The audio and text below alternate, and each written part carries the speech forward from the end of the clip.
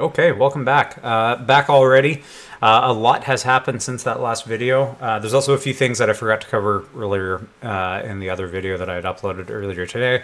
So just going to go over everything right now. Yeah, a lot has changed. Signings, trades, yada yada yada. So I guess first things first, we'll start with Evan Bouchard.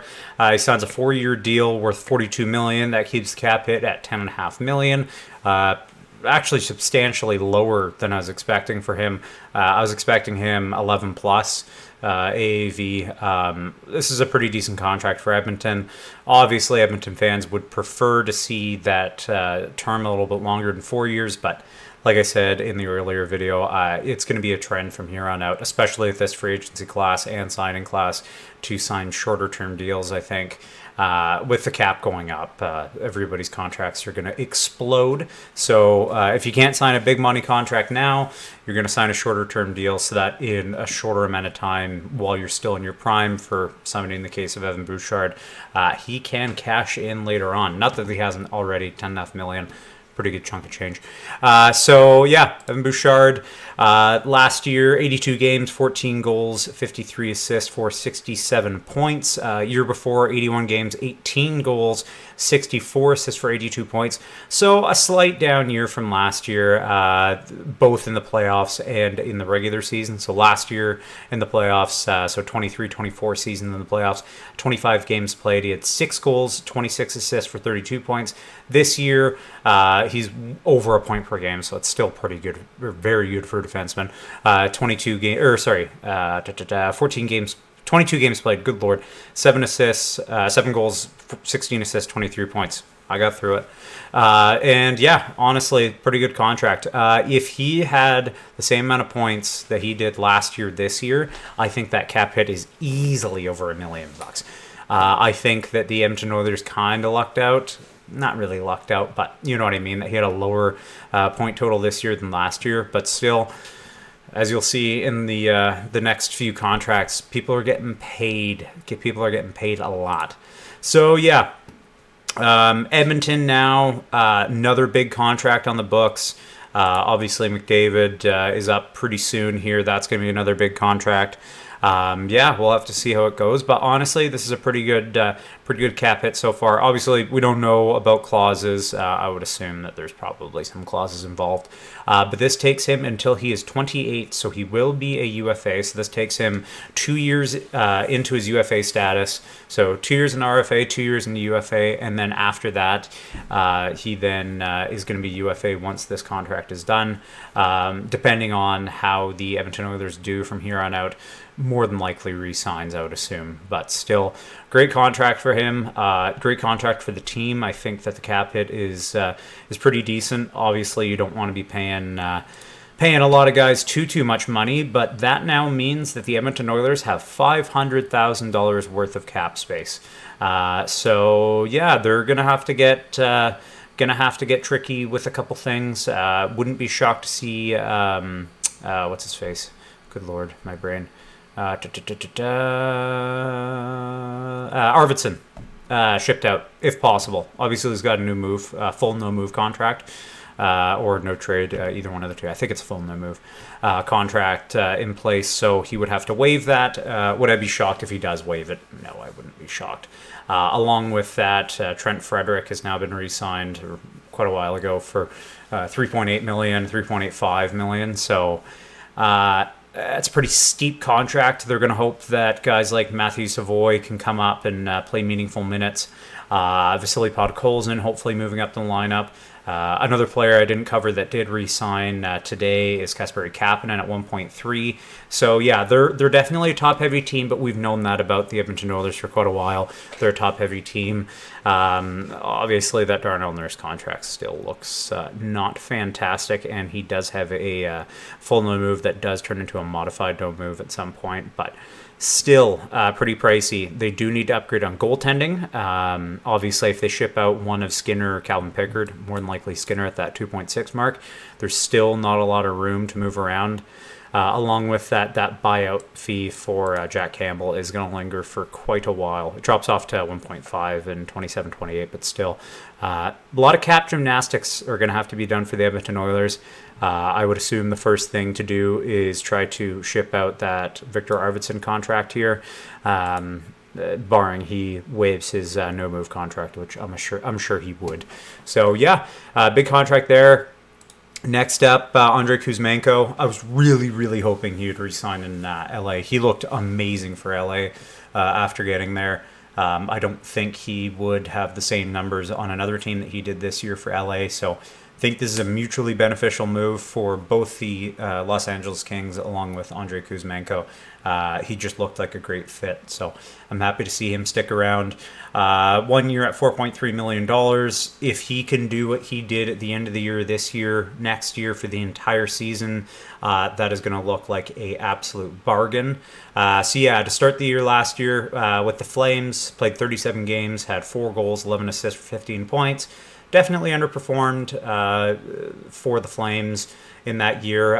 Year before, when he had come over from Vancouver, he looked great for the Flames. So 29 games, 14 goals, 11 assists, 25 points.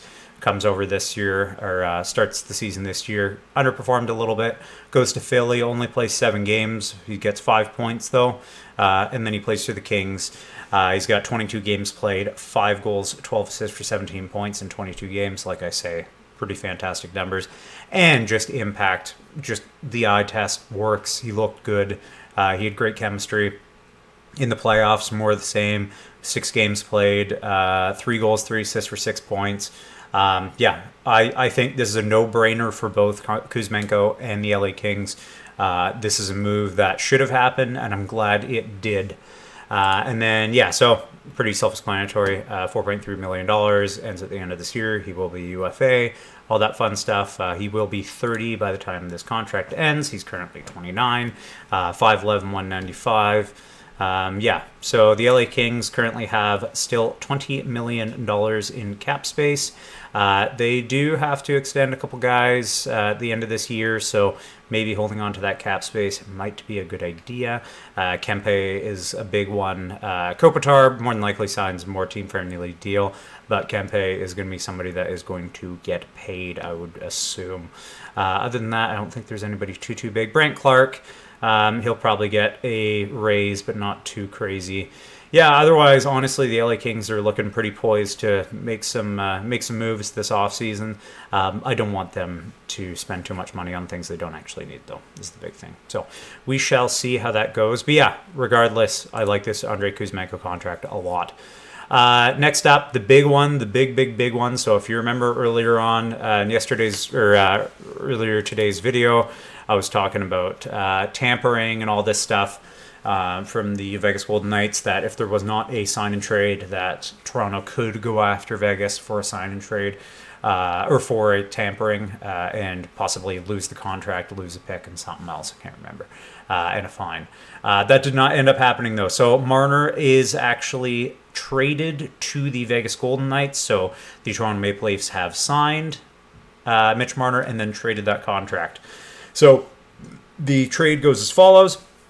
It's a 1-for-1 deal. Mitch Marner is headed out of Toronto. Coming back to Toronto is Nick Roy. I am actually a massive fan of this trade for the Toronto Maple Leafs. Obviously, losing somebody like Mitch Marner, you can't really replace that. But you get a little bit deeper down the middle. I'm always a fan of that for teams that are looking to do well in the playoffs, which obviously Toronto are. And he's also a big body. I've liked Nick Roy for a long time. I'm a big fan of Nick Roy. He works really hard, so I like watching him play. Mitch Marner obviously signs with Toronto, gets dealt to Vegas, $96 million deal, which is actually less than I thought it would be. That ends up averaging out 8 years, $12 million a year. I'm a little shocked that Mitch Marner signed a long-term deal here. I was really thinking he was going to sign a 3-4 year deal, maybe max 6 year, but no, signs the full 8, $12 million a year. So long as Mitch looks good in Vegas, which he will, I wouldn't be shocked to see him go to Vegas and win a cup. I don't think anybody would. I think this is a great contract for Vegas. Little bit confusing for me on the side of Marner's camp, just because if he signed a 3-year deal, by the time he's done, that cap is going to explode and he could get paid far, far more. But, you know, by way of Vegas, I think this looks pretty good. Obviously, I went over this in the previous video, but I'll go over it again for people that haven't watched that other video. So year before last, or last season, 69 games played, 27 goals, 59 assists for 85 points. This year, 81 games played, 27 goals, 75 assists for 102 points. It was point per game in the playoffs this year. Like I said in the previous video as well, a lot of those points came against Ottawa, kind of dried up against the Florida Panthers. Most teams did, though. Most teams dried up against the Florida Panthers. But yeah, so yeah, he's a part of the Vegas Golden Knights. $12 million a year. It's going to take him until he's 36, so more than likely outside of his prime. This is going to be the team he plays for the foreseeable future, barring any massive deals via trade or anything like that. And yeah, I'm actually a huge fan of this contract for Vegas. Not a big Vegas fan, but pretty big fan of this for the Vegas Golden Knights. So they will have no dollars in cap space at all. This actually hasn't updated with the current trade. Yeah, maybe we'll see at the end of the video if it does end up updating, because I do not want to do the math right now. Regardless, yeah, I think this is good for them. And like I say, Nick Waugh is coming back to the Leafs. Last year for Vegas, third line center, obviously, so take the numbers with a grain of salt. If he plays a more elevated role with Toronto, which I don't think he will, but he might. 71 games, 15 goals, 16 assists, 31 points. But he's a big dude. He plays hard. I like his game a lot. He's 6'4", 201. Sorry about that. 6'4", 201. He's a big dude. He plays center. Yeah, I quite like Nick Waugh. Doesn't make a lot of money, only makes $3 million. Leaves Toronto with still a good amount of money left in the tank. Oh man. Let's see here. So, oh wow, minus $3 million. Oh geez, eh? Oh, but that's okay. That's yeah. So they're gonna have to do some work, I guess, eh? Who do they end up moving off of? Is there anybody that is not buried that will end up being buried? Nah, we'll have to see. Regardless, I trust Brad Treliving. Oh, this is showing Mitch Marner's contract being under the Toronto Maple Leafs. That is why. He will not be a member of the Toronto Maple Leafs. Okay, that makes a little bit more sense. Yeah, as I say, sign and trade, so the site will have to update eventually. But as of now, yeah, Toronto has a good amount of cap space. I like this for both sides. I think Vegas gets a well-producing winger. I love Mark Stone. Offensively, he's not the most gifted. He's also not he's not the fastest guy in the world. Defensively, he's an absolute dynamo. He can put up offense, obviously. He puts up a very good amount of offense. But having a buddy in Mitch Marner alongside Eichel, that's going to be a dangerous line for sure. So, yeah, I'm excited to see next season how that goes. Fantasy-wise, not going to jump at Marner, but regardless, yeah. Ivan Provorov. So, like I say with this one, $10.5 million, which looks like a lot, until we get to this Ivan Provorov contract. So, Ivan Provorov is re-signing with the Columbus Blue Jackets for $8.5 million over 7 years. Wow, that is a lot of money. He plays second pairing below Zach Werenski. I mean, he's good. I like Ivan Provorov. I think he's a really good player. $8.5 million though, and like I say, a lot of these contracts sticker shock because the cap's going up. But still, like I think that money could have been better suited elsewhere. We'll have to see. I don't want to jump to any conclusions on anything, but that seems like a lot of money to me. So Ivan Provorov last year, 82 games, 7 goals, 26 assists, 33 points. Obviously, points aren't the end-all, be-all with defensemen. He was a +11 this year, so Like I say, he's a good defenseman. That's a lot of money. 33 points is a good amount of points on that second pair, but that's a lot of money, $8.5 million. So Columbus has a lot of cap space, luckily. It's just, anyways, you can tell I don't like this contract too much. So he's currently 28. This is going to take him until he's 35 years of age. That being said, defensemen tend to age a little bit better later on in their careers, so this may end up looking pretty good later on as well. I'm doubtful of that, however. So Columbus now has $20 million still on cap. But there's going to be a few guys that are going to be looking to get paid pretty soon here. So big one, Kirill Marchenko, going to be looking to get paid pretty soon. Adam Fantilli, don't know how much of a raise he's going to be getting, but we shall see. Yegor Shinnikov, great player, he's going to get a raise. Cole Sillinger is going to be getting a raise. I don't know where. Where is Kirill Marchenko? Oh, Kirill Marchenko. Oh, I already said him. Charlie Coyle, I think he's just for this season. I would have liked to have seen them possibly go out and get a surefire first center, possibly, but I guess that's why you have guys like Adam Fantilli and Cole Sillinger in hopes that they actually can make that jump. I know Cole Sillinger looked pretty good last year. Same with Sean Monahan, by all means. Sean Monahan's a great player, but that cap hit. They're going to be paying. They paid two defensemen a lot of money, both on that left side. I am very happy with that Dante Fabro contract, though. So I think these two contracts kind of even each other out, maybe a little bit. You end up paying Dante Fabro a great contract, in my opinion, and you might overpay a little bit for Ivan Provorov, but those two things end up evening out. So we shall see. Big thing they need, obviously, is in goal. They need a goalie. We'll see what Jet Greaves does this upcoming season. I'm assuming Elvis probably is going to have the starting reins until proven otherwise. And he has proven otherwise quite a few times over his career. He's great, and then he signed that contract and kind of fell off. So I really hope Columbus does well. As you can see behind me, Flame stuff. I'm a big Johnny Gaudreau fan. I have been for a long time, and same with Sean Monahan. I hope these guys do well next year, but I don't love that contract. We'll see. Maybe I'd love to be proven wrong, though. I'd love to be proven wrong. Anyways, Brad Marchand.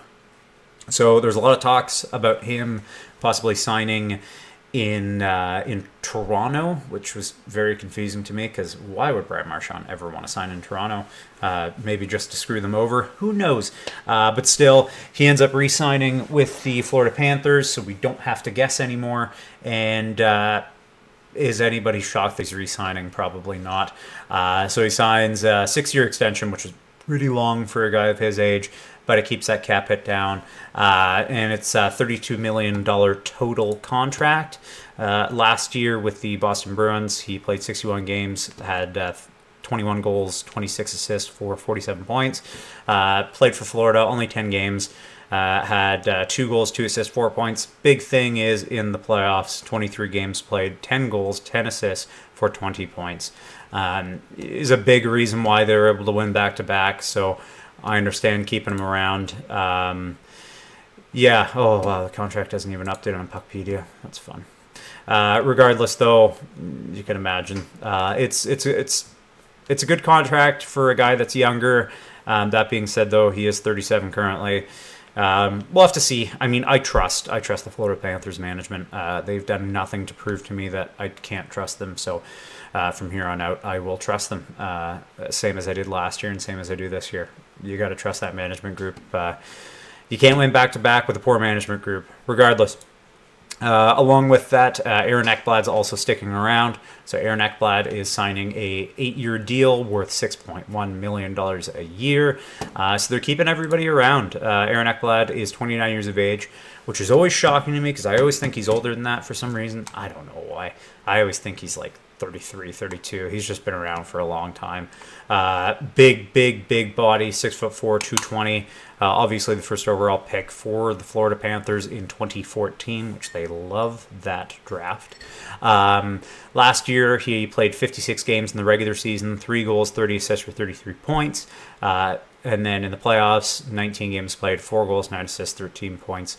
Another big reason why they won the Cup is just their defensive depth. And without Aaron Ekblad, like I say, I trust Florida's management, so I wouldn't be shocked if they're able to go out and try to find a replacement or somebody, not quite a replacement, but just somebody that can play a similar role to Aaron Ekblad.